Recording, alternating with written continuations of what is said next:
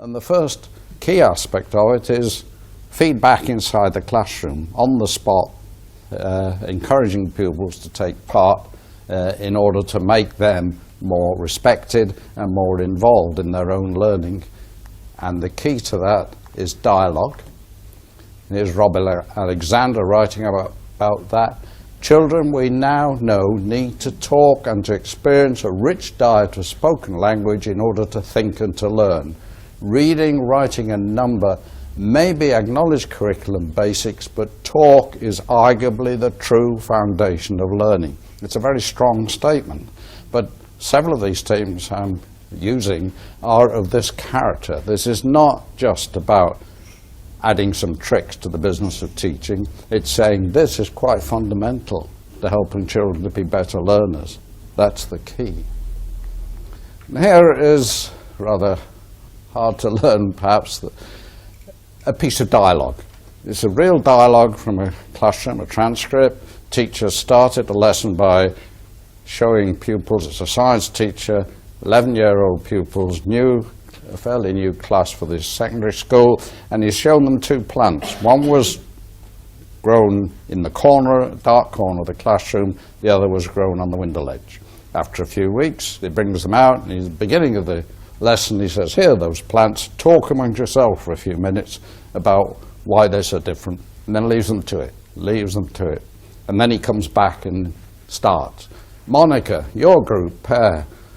Monica, that one's grown bigger because it was on the window. On the window? What do you think, Jamie? We thought that, you thought that the big one had eaten up more light. I think I know what Monica and Jamie are getting at, but can anyone put the ideas together? Window, light, plants. Many hands go up. Teacher chooses a child who has not put up his hand. There, Richard. Yes, we thought, me and Dean, that it had grown bigger because it was getting more food. Some students stretch their hands up higher. Teacher points to Susan and nods. No, it grows where there's a lot of light, and that's near the window.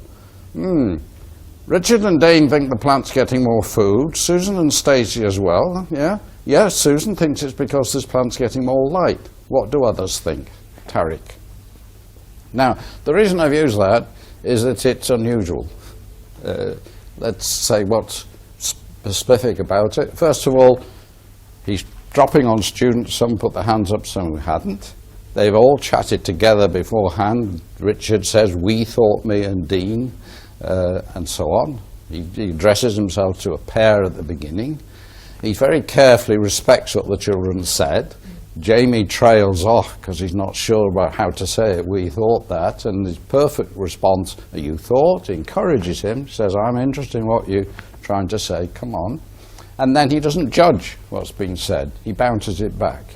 And when he's got a contrast, he says, we've got a contrast, something this, something that, any other ideas. He's not trying to drive this to get the right answer rather quickly. He's trying to get them involved and to open up a discussion with one another. And what the unusual feature of this is that if you look at what the pupils actually said, every pupil contribution is a sentence. You don't have 2 or 3 word phrases, not seeking for the right answer, a sentence. That's unusual. And secondly, within those sentences, the words think and because come up frequently. And that's a sign of a learning discourse. And that's again unusual. And indeed, it reflects one of the key responsibilities, I would say, of the teacher, to help pupils learn how to engage in a reasoning dialogue.